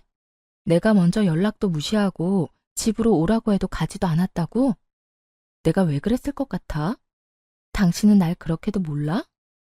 내가 이유도 없이 그랬을 사람으로 보이냐고. 당신이 신경 쓸까봐 이때까지 말 안 한 건데 나 일 쉬기 시작하면서부터 형님 심심하면 나 불렀어. 급한 일 있다고 숨 넘어갈 것처럼 연락이 와서 가보면 설거지해라 청소해라 밥해라 등등 내가 그런 거 하려고 일 쉬는 거 아니잖아. 우리 임신 때문에 나도 그 좋아하던 내 일까지 그만두고 집에서 관리하는 거 아니야. 그런데 어머님이랑 형님은 그런 나를 불러서는 부려먹기 바빴다고. 형님이 그런 식으로 나오는데 당신 같으면 네네 하면서 연락받고 싶겠어? 저는 고함을 지르며 따져 물었고 남편은 제 말에 잠시 움찔하는가 싶더니 생각이란 없는 인간처럼 시댁 편을 들기 시작하더군요. 이유가 어찌되었든 당신이 우리 누나 연락도 무시하고 말도 그딴 식으로 한 건 당신이 잘못한 거야. 누나가 그래도 당신보다 나이도 많고 손윗 사람인데 그렇게 무시를 당했으니 기분이 좋을 리가 있겠어? 그러니까 당신이 적당한 때 봐서 우리 누나한테 사과해. 알겠어? 신우이 대변인 노릇을 하느라 정신이 나가버린 남편을 보는데 정말 오만정이 다 떨어진다는 말의 의미를 알겠더라고요. 저에게 신우에게 사과를 하라며 우겨대는 남편을 보는데 사람이 어쩌면 그렇게 미워 보이는지 더는 마주하고 싶지도 않더군요. 그래서 전 시모와 신우이 때문에 엉망이 된 집을 손가락질하며 말했어요. 사과는 당신이나 하고 이 집 정리도 당신이 해. 뭐? 내가 왜? 내가 왜? 몰라서 물어? 이거 내가 어지럽혔어? 다 당신 엄마, 당신 누나가 이런 거잖아. 식탁 위에 저것들도 계산은 내가 했지만 난 한 입도 못 먹었고 이 집도 내 집이지만 내가 어지럽힌 건 단 하나도 없어. 당신 식구들이 이렇게 한 거니까 당신이 다 치워야 하는 건 당연한 거 아니야? 하여튼 난 절대로 못하니 당신이 알아서 처리해. 알겠어? 그렇게 저는 그대로 방으로 들어와 버렸고 밖에서 구시렁거리는 소리와 함께 치우는 소리가 들려오더군요. 그날 남편은 본인이 치운 거실에서 잠을 잤고 그렇게 저희의 사이는 점점 멀어지고 있었어요. 그때쯤부터 남편은 집에서 말도 거의 하지 않기 시작했고 전형적인 바람난 남자의 절차를 밟기 시작하더군요. 그런 남편의 모습을 보며 저는 수상하다고 생각했고 그런 생각이 짙어지던 찰나 고등학교 동창인 여자친구에게 전화가 오더라고요. 이 친구 역시 저와 똑같이 같은 고등학교 남자친구와 결혼을 한 친구였는데 할 말이 있다며 망설이는 것이 보통 일은 아니겠구나 싶더군요. 한참을 망설이던 친구의 입에서 나온 이야기는 제 예상을 훨씬 뛰어넘는 이야기였어요. 며칠 전에 남자애들끼리 동창회 한 건 알고 있어? 우리 남편도 다녀왔는데 글쎄, 그 자리에 네 남편이 여자친구라면서 어떤 여자를 데리고 왔다더라? 그 인간 진짜 미친 거 아니니? 아무리 남자들끼리 모인 자리라고 해도 그 자리에 있는 남자애들 너랑 네 남편이랑 결혼한 거 다 아는데 그런 자리에 여자친구를 데리고 갔다는 것 자체가 제정신이 아닌 거야. 남자들끼리 암묵적으로 비밀로 하고 있는 모양인데 우리 남편은 아무리 그래도 이건 아닌 것 같다면서 나한테 말해주더라고. 내가 이런 말을 너한테 해야 하나 말아야 하나 고민하다가 아무리 생각해도 괘씸해서 안 되겠더라고. 그러니까 너도 넋놓고 있다가 뒤통수 맞지 말고 뒷조사하든 해서 준비 단단히 하고 있어. 충격이 크더라고요. 외도를 저지르고 있다는 사실을 알게 된 것도 충격이었지만 어떻게 상간녀를 데리고 동창회를 나갈 생각을 할 수 있는 것인지 정말 제 상식으론 이해가 되지 않더군요. 얼마나 내가 우스웠으면 그런 식으로 행동했을까? 분노가 머리 끝까지 차올랐죠. 동창생들 앞에서 소개하면 저도 모를 리가 없잖아요. 저에게도 동창생인 친구들인데 겁대가리를 상실한 건지 머리가 나쁜 것인지 아님 친구들에 대한 믿음이 깊은 것인지 이것도 저것도 아니라면 들켜도 상관없다 싶었는지 도무지 알 수가 없는 지경이었죠. 그 모든 것이 혼란스러운 상황 속에서도 확실해지는 것은 있었어요. 그 인간은 저와 이혼이 하고 싶어 환장한 인간이 분명했고 전 그런 인간과 이혼을 해야 한다는 것 말이죠. 친구의 조언대로 흥신소에 의뢰해 남편의 뒷조사를 시작했고 며칠 뒤 흥신소에서 전해드린 소식은 정말 통쾌하면서도 경악스러움 그 자체였어요. 이 정도면 거의 사기인데요. 그 상간녀 말인데요. 지금 남편한테는 부잣집 딸 행세를 하고 있고 남편분이 역시 그런 모습에 감쪽같이 속아 넘어간 것 같더라고요. 아니, 엄연히 말하자면 처음엔 부잣집 딸이 맞았었어요. 두 사람이 만날 때는 상간녀가 잘 나가는 집딸이 맞았는데 그 집안이 몇 달 전부터 부도 이야기가 나오더니 최근엔 거의 부도 직전이라고 하더라고요. 물론 상간녀는 이런 사실을 숨기고 여전히 부잣집 자식 행세를 하고 남편분한테 온갖 선물들을 뜯어내고 있고요. 대화를 들어보니 돈까지 받아 쓰고 있는 것 같던데요. 뭐, 상간녀 말로는 주식에 돈이 다 묶여 있는데 지금 빼면 손해가 크다. 이런 식으로 남편분 속여서 돈을 받아내고 있는 것 같더라고요. 하여튼 자세한 내용이나 사진, 녹음 파일은 따로 보내드릴 테니 확인해 보시고 혹시나 더 필요한 거나 궁금하신 거 있으면 연락해 주세요. 들어보니 남편은 상간녀와 만난 지 적어도 반년은 더 되어 보인다고 하더라고요. 반년이라는 말에 충격이 클 수밖에 없었죠. 그땐 저와 사이도 좋을 때라 외도에 대해선 의심조차 하고 있지 않을 때였으니까요. 급격하게 줄어든 생활비와 그 못지않게 줄어든 말수에 의심은 하고 있었지만 그 의심이 현실로 돌아오니 생각보다 충격이 크긴 하더군요. 그러면서도 똑똑한 척은 혼자 다 하고 돌아다니더니 어디서 저런 사기꾼 같은 여자에게 홀려서 허황된 꿈이나 꾸고 있는 남편이 한심하기 짝이 없기도 했고요. 거기에다 더 어이없는 건 신우이였어요. 신우이 역시 남편의 허황된 꿈에 동참 중인 듯 했는데 사진을 보니 상간녀에게 잘 보이려 가진 애를 쓰고 있더라고요. 함께 백화점을 다니며 상간녀는 쇼핑을 하고 신우이는 그런 상간녀의 물건을 계산해주는 것도 모자라 상간녀의 마음에 들기 위해 짐꾼 역할까지 하고 있더군요. 그 사진을 보는데 얼마나 웃었나 모릅니다. 거기에서 끝이 아니었어요. 남편과 상간녀 두 사람의 대화 녹음 파일도 있었는데 그 대화 내용도 가관이었죠. 자기야, 나 요즘 집사람이랑 사이도 좋지 않은 채로 유지 중이고 말도 제대로 안 한 지 꽤 됐어. 아마 조만간 자연스럽게 이혼 이야기가 나올 것 같아. 잘 됐지? 한껏 신난 남편의 목소리와는 달리 상간녀는 제가 느끼기에도 떨떠름한 목소리로 대답하더군요. 그래? 그런데 굳이 그렇게까지 해서 이혼하지 않아도 돼. 정 힘들면 굳이 이혼하지 말고 이대로 지내도 난 상관없어, 자기야.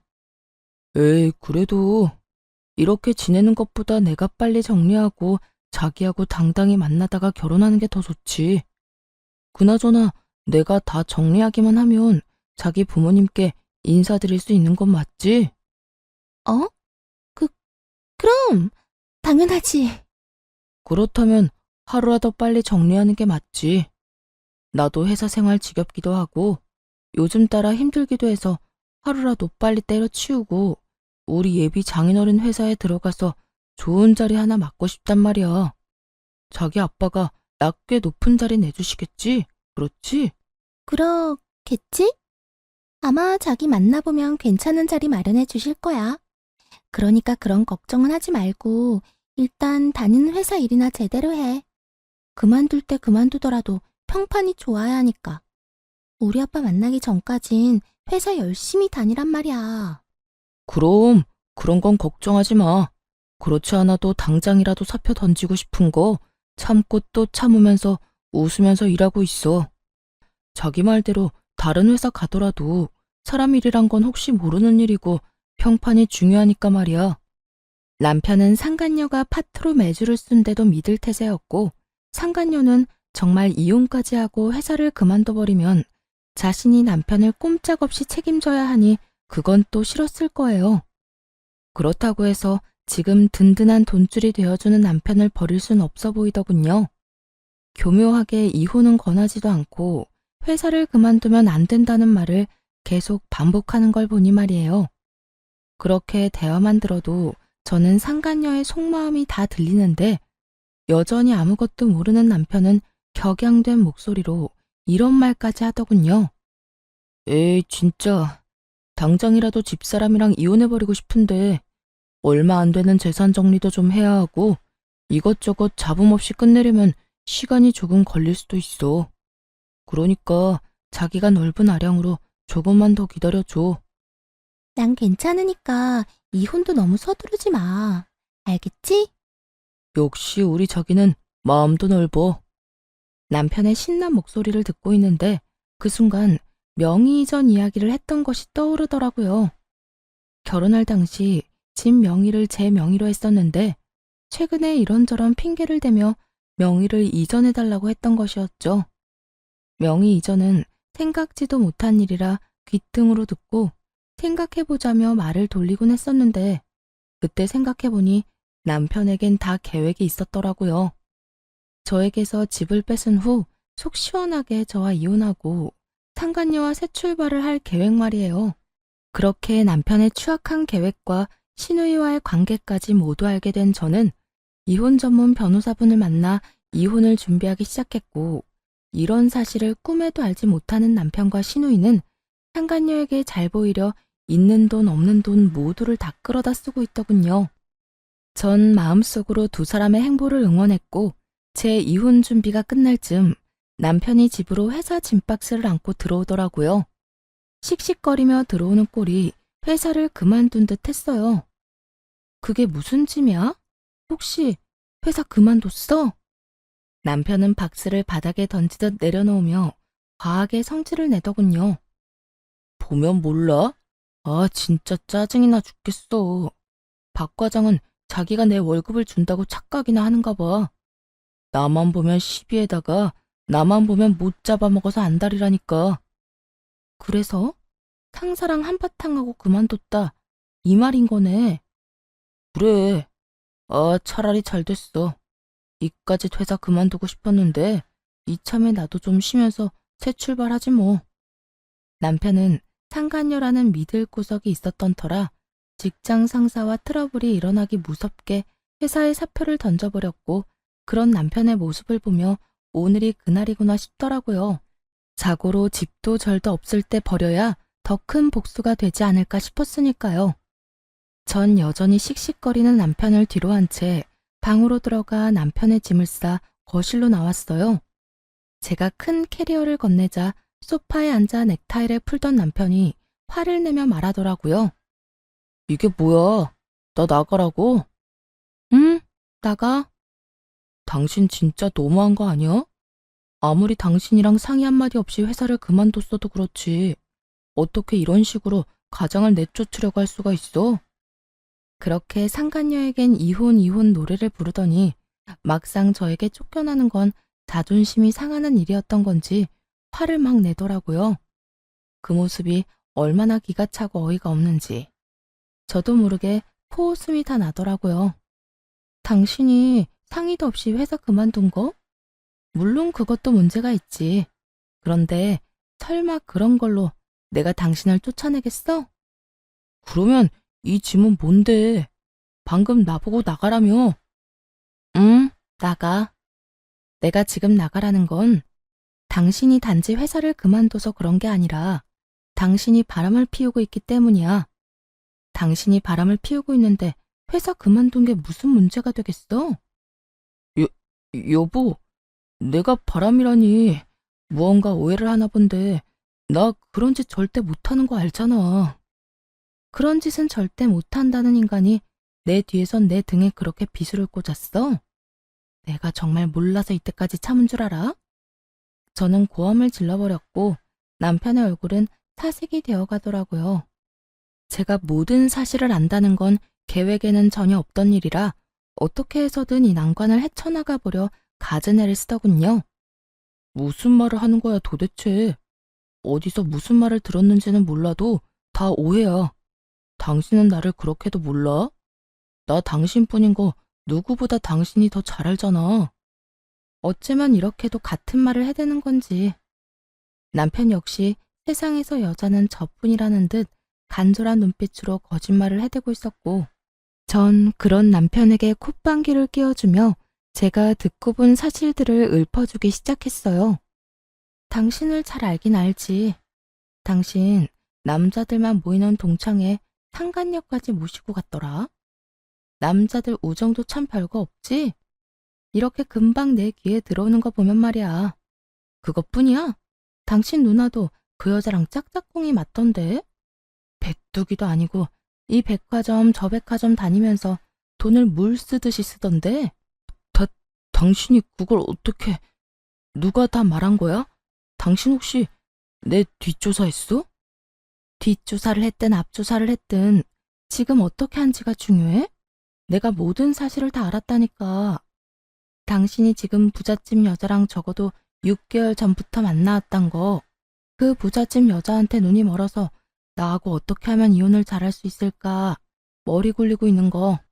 심지어 바람까지 피운 주제에 꼴랑 하나 있는 이 집도 나한테서 뺏어가려고 명의까지 가져가려고 했던 것까지 말이야. 참 대단하다 대단해.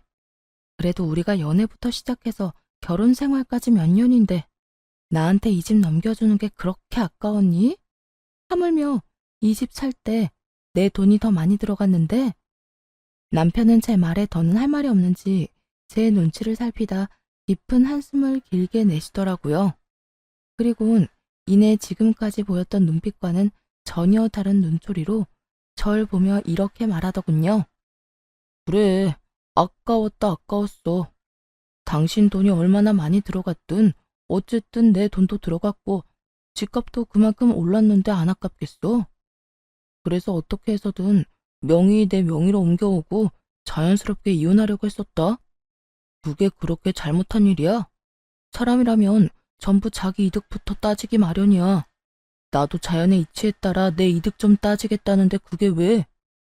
남편은 무엇이 잘못된 것인지 전혀 알지 못하는 눈치였어요. 애초에 저와 남편의 사이에서 제일 큰 문제는 남편이 저를 배신하고 다른 여자를 만났다는 것인데 그것에 대한 언급은 단 한마디도 없이 오로지 집 이야기, 이득 이야기만 한 걸 보니 말이에요. 당신 머릿속엔 지금 돈밖에 없어? 오로지 이득, 돈, 재산 이런 거밖에 없냐고. 당신 이득 따지는 거 가지고 내가 이래?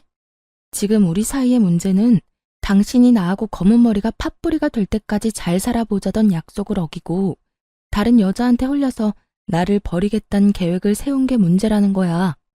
당신이 날 배신했다는 게 문제라고. 검은 머리 팥뿌리가 될 때까지 잘 살아보자. 요즘 세상에 그걸 지키고 사는 부부가 몇이나 된다고 이래? 다들 밖에서 마음 맞는 이성 친구 한두 명씩은 두고 스트레스도 풀고 그러고 산다고. 그걸 보고 버렸다. 배신이다. 그러면 안 되지.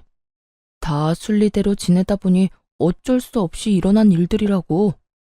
뭐? 순리? 언제부터 불륜이 당연한 흐름이 되었니? 네가 사는 세상이 어떤 세상인지는 모르겠지만 내가 사는 세상엔 불륜은 당연한 게 아니거든? 당신 어쩌다 인간이 이렇게까지 변했어? 어쩌다 인간이 이렇게까지 파렴치한이 됐냔 말이야. 지금 그런 게 중요해? 아, 다 됐고 당신도 나한테 더는 미련 없지? 나도 당신한테 감정 사라진 지 오래야. 이 빌어먹을 집 때문에 당신이랑 계속 살았던 거지 당신한테 마음이 있어서 같이 살았던 게 아니라고. 차라리 잘 됐지 뭐. 이딴 집 당신이나 가지고 일도 이렇게 다 틀어진 김에 이혼이나 빨리 하자. 당신이랑 이혼하고 그 여자랑 결혼만 빨리 하면 이까지 집값이야 껌값인데 뭐. 상간녀의 집이 쫄딱 망한 것은 꿈에도 모르는 남편은 기고만장한 얼굴로 저에게 집이나 먹고 떨어지라며 집을 나가버리더군요. 앞으로 본인 앞에 펼쳐질 앞날에 대해 아무것도 알지 못한 채 기고만장한 꼴로 집을 나가는 남편의 뒷모습을 보는데 화가 나기는커녕 웃음만 났습니다. 그렇게 진행된 이혼에서 저는 남편, 상간녀, 시누이 모두에게 위자료를 청구했고 세 사람 모두에게 위자료를 받고 이혼할 수 있었어요. 이혼하는 그 순간까지 상간녀는 부잣집 딸 연기를 하고 있었는데 저에게 주어야 하는 위자료 역시 전 남편에게 받아내고 있더라고요. 자기야, 나 아직 주식 정리를 못했는데 위자료 어떻게 해? 아까 들어보니까 위자료 이자가 은행 이자보다 높던데. 그냥 주식을 정리해야 싶기도 하고. 그런데 지금 정리하면 손해가 너무 심한데? 그래? 그러면 그냥 내가 대출받은 김에 조금 더 받아서 줄게. 어차피 그 주식 한 달 정도만 있으면 정리할 수 있다고 했잖아. 응. 들리는 찌라시엔 한 달 내로 따상 갈 거라고 하더라고. 그렇게만 되면 내가 진짜 이자까지 쳐서 다 줄게. 돈만 돌려주겠어? 자기 인생 펴는 거야, 이제. 상간녀의 말에 전 남편은 얼굴 한가득 행복 가득한 미소를 지어 보이더라고요. 저와 이혼하는 그 마당에 말이죠. 그 모습을 보는데 저 역시 웃음이 터져나와 크게 혼이 났네요. 주식에 큰돈이 묶여있는 것도 거짓말, 앞으로 인생이 필 일만 남았다는 것도 거짓말이란 것을 저는 잘 알고 있었으니까요. 그렇게 전 남편과 전 시누이가 빚쟁이가 된 채 소송은 마무리되었고, 이혼 확정 서류를 제출하면 모든 것이 끝이 나는 날이 다가왔어요. 전 남편은 서류를 제출하려던 저를 기다리고 있었는데 그 몰골이 말이 아니더라고요. 죽도 한 그릇 못 얻어먹고 다니는 것인지 피골이 상접한 것은 물론이었고 행색도 남루한 것이 굳이 물어보지 않아도 어떤 상황인지 훤히 보이더군요. 제가 전 남편을 발견한 직후 전 남편 역시 저를 발견했는지 다짜고짜 저에게 달려와 무릎을 꿇고 빌기 시작하더군요. 여보, 서류 제출하러 온 거야? 이 서류 제출하면 우리 진짜 끝인 거 알고는 있지. 잘 알고 있지. 그러니까 이렇게 아침 대바람부터 온 거 아니겠어? 하루라도 빨리 너 같은 인간이랑 깨끗하게 정리하려고 말이야. 여보, 그러지 말고 다시 한번 생각해보면 안 될까? 우리가 이렇게 이혼한다는 거 정말 말도 안 되는 일이잖아. 뭐? 말도 안 되는 일? 뭐가 말도 안 되는데? 당신 말대로 우리 고등학교 때부터 해서 지금까지 함께한 시간이 얼만데 이대로 우리가 헤어진다는 게 말이나 된다고 생각하는 거야? 정말 웃기지도 않더라고요. 그 긴 세월이 그렇게나 소중하다는 사람이 어떻게 다른 이유도 아닌 외도로 인해 이혼까지 하게 만들었으니 말이에요. 심지어 끝까지 반성은커녕 비웃기 바빴던 걸 제가 다 기억하고 있는데 이제와 이렇게 매달리는 꼴을 보고 있자니 통쾌하기는커녕 미친 듯이 화가 났어요. 그 세월이 그렇게 소중했다는 인간이 그딴 짓을 했니? 기억 안 나? 당신 나하고 이혼하는 그 순간까지 미안하다는 말은커녕 본인은 잘 먹고 잘 살 테니 나는 이혼녀 딱지 붙이고 잘 살라고 했던 거. 그런데 이제 와서 무릎까지 꿇고 왜 이런데? 갑자기 집 나갔던 양심이 다시 되돌아오기라도 했는가 봐. 그땐 내가 정말 정신이 나가버려서 당신한테 어떤 짓을 하고 있는지조차 몰랐어. 나 사실 당신이랑 그렇게 이혼하고 나 당신 많이 그리웠어. 나한테 당신이 정말 없어서는 안 될 존재라는 것도 알았고 오로지 당신만이 내가 사랑할 수 있는 여자란 걸 깨달았지 뭐야. 깨닫기는 개뿔. 상간녀의 집이 쫄딱 망해버려 쥐뿔도 없는 상황이란 걸 전 남편은 알게 되었고 전 남편은 상간녀를 닥달하기 시작했다 하더군요. 손해볼 것이 하나 없는 상간녀는 헤어지자는 말과 동시에 받았던 돈은 한 푼도 갚지 않고 도망을 가버렸다는 소문을 이미 다 전해들어 알고 있는 상태였죠. 그러니까 전 남편은 저에 대한 사랑이 그리운 것이 아니라 거짓골이 된 자신이 아쉬워서 저에게 매달리는 것임을 저는 누구보다 잘 아는 상태였죠. 참, 거짓말도 정성껏 잘한다. 야, 내가 너 바람난 것도 다 알고 있었는데 네가 지금 왜 이러는지 모를 줄 알아? 혹시 당신도 내 소식 다 들은 거야? 아, 당신도 다 아는 것 같으니까 솔직하게 말할게. 그 여자 알고 보니까 회사 부도가 났었더라고. 그 사실을 나한테는 감쪽같이 속이고 주식 핑계대면서 나한테 돈 뜯어가고 있었고 정말 너무하지 않냐? 어떻게 날 속일 수가 있어? 어쩐지 내가 당신하고 이혼한다고 할 때마다 반응이 시원치 않더라니. 하여튼 내가 이혼하고 위자료 내느라 빚쟁이 되고 우리 누나도 당신한테 위자료 주느라 빚쟁이 되니까 더는 뜯어먹을 거 없다 싶었는지 도망갔어. 내 돈, 누나 돈은 한 푼도 안 주고 말이야. 우리 집 지금 난리야. 나 회사도 그만두고 취업도 안 돼서 대출금 갚을 돈이 없어서 엄마 집까지 팔아 대출금 갚아야 하는 신세라고. 어쩌다 내 신세가 이렇게까지 된 건지. 전 남편은 눈물까지 짜내며 하소연을 하고 있었고 전 궁금하지도 않은 이야기를 듣고 있자니 하품이 다 날 지경이었어요. 그걸 몰라서 물어? 남의 가슴에 대못 박아놓고선 너는 평생 떵떵거리면서 행복하게 살 수 있을 거라 생각했어? 남의 눈에 눈물 나게 하면 네 눈엔 피눈물 나는 법이야. 그래서 할 말은 다 했니? 그 하품이 나오게 지겨운 하소연은 다 해댔냐고. 전 남편은 자신이 이렇게 눈물까지 쏟아내며 말하면 저 역시 눈물이라도 흘릴 거라 생각했는지 제 반응에 크게 당황하며 다시 울고불고 빌기 시작하더라고요. 여보, 그렇게 냉정하게 굴지 말고 예정을 생각해서라도 나 다시 받아주면 안 될까? 예정? 너한테는 그런 게 남아있는지 몰라도 난 그런 감정 따위 남은 게 없거든? 그리고 정이 남아있다고 한들 내가 미쳤어? 너부터 시작해서 줄줄이 빚쟁이인 네 집안일이랑 다시 엮이게. 넌 내가 진짜 만만하구나. 만만한 게 아니라 당신이 날 금전적으로 조금만 도와주면 이까짓 어려움은 금방 이겨낼 자신이 있어서 그래. 당신 지금 여유 자금 꽤 있을 거 아니야. 나하고 그 여자 우리 누나한테 받은 위자료. 설마 다 쓴 건 아니지. 그 돈을 벌써 다 썼을 리는 없잖아. 그렇지? 이때껏 꼴꼴 감춰두었던 전 남편의 추악한 속내가 드러나고 울고불고하며 제 바지가랑이를 붙잡고 있는 전 남편의 손을 뿌리쳐버렸어요. 이거 나 소름 끼치니까. 야, 너 진짜 큰 착각하는가 본데 그 돈 너한테 쓸 생각 전혀 없어.